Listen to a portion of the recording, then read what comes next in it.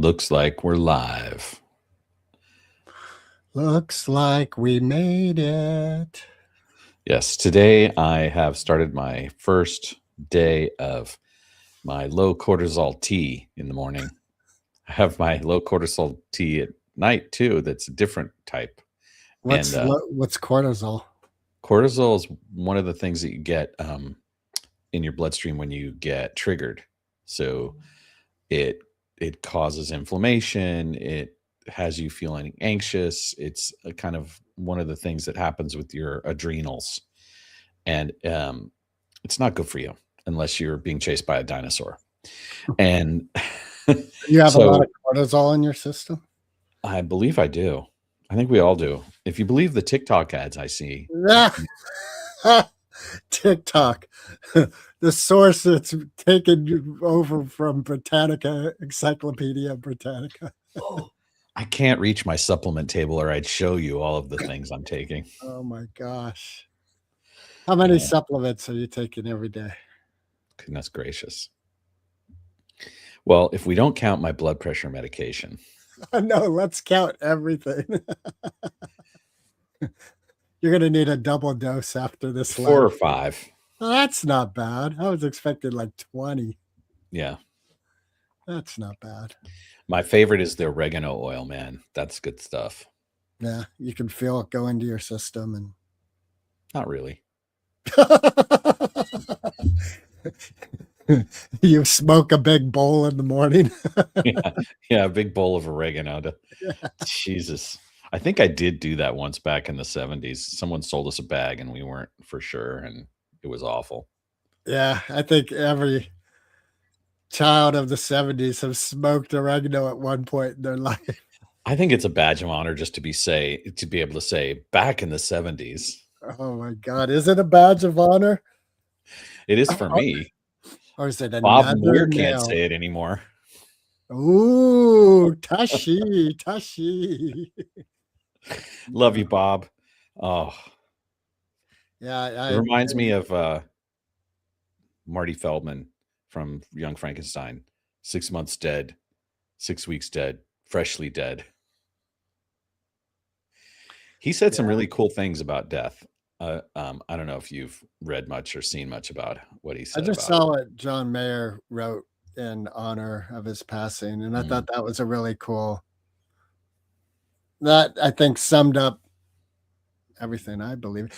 And you know what's interesting is the other day my little meditation course thing was about death and how death should be this joyful thing that we are celebrating, that we're in these bodies for a temporary time to do this joyful work, and then we joyfully release it like, okay, the work's done, like job well done, and moving on.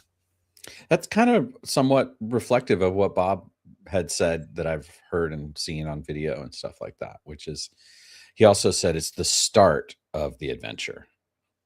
Yeah. Then there's the infamous Jobs final word when he was passing. Oh yeah, I can't remember that exactly. It was something like, "Oh man," or "Oh wow," it was some exclamation. Yeah. Like, whoa, this is different. I probably shouldn't have been so mean to so many people. Yeah, exactly. Maybe I shouldn't have been a dick. Yeah. I mean, I personally benefited so much spiritually and emotionally from Grateful Dead and Bob Weir, especially over the last 30 years.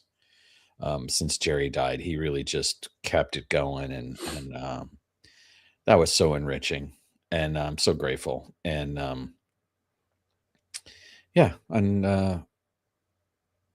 I hope I'm as graceful when I check out. Well, you don't know how graceful he was, but I imagine it was pretty graceful. Yeah, we'll see. Yeah. I'm not in a hurry to find out. Let's put it that way. Hence the supplements. Oh. Yeah. No, go ahead. All right.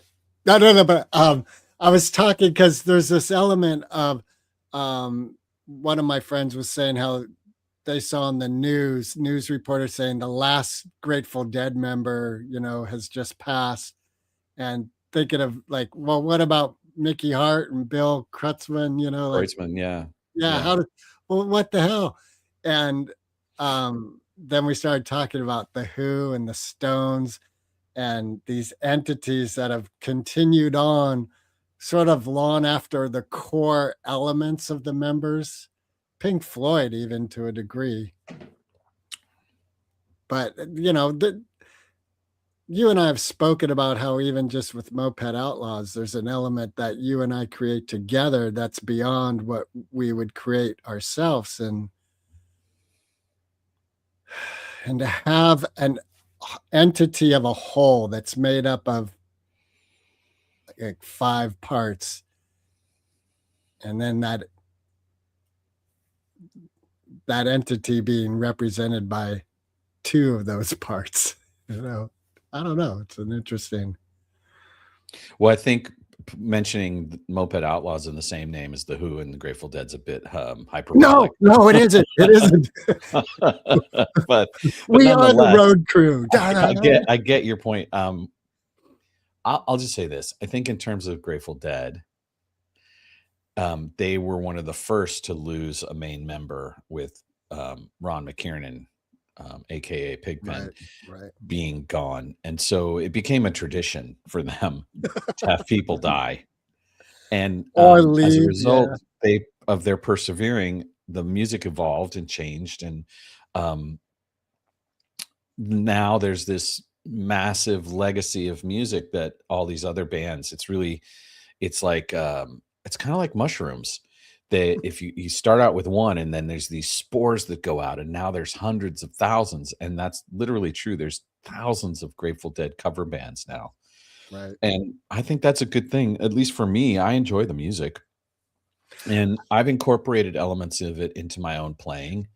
And my band Shark Bait is reggae-delic, which means we play reggae music that's aimed somewhat at deadheads, which is this idea that you can completely decide to just not know what the next note's going to be together and see where it takes you. And I find that particular exercise in music thrilling.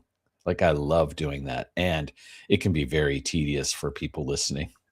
That's so funny. I just saw this joke. This girl said, I avoided Grateful Dead shows for a long time, and a friend talked me into going to a Grateful Dead cover band. I said, all right, I'll go to one song. I left 3 hours later because their song lasts 3 hours. Yeah, there's so many jokes that's been made about them. But I think at the end of the day, they really added a lot of benefit to people's lives, and everything's a mixed bag, right? It's good and bad. There's ups and downs, and I'm grateful, and I'm gonna continue to listen to their music. And speaking of Bill Kreutzmann and Mickey Hart, they used to do this thing. If you've ever been to a Dead show, they did this thing called drums, which was also became something called the Rhythm Devils. And the Rhythm Devils did the soundtrack to the film Apocalypse Now.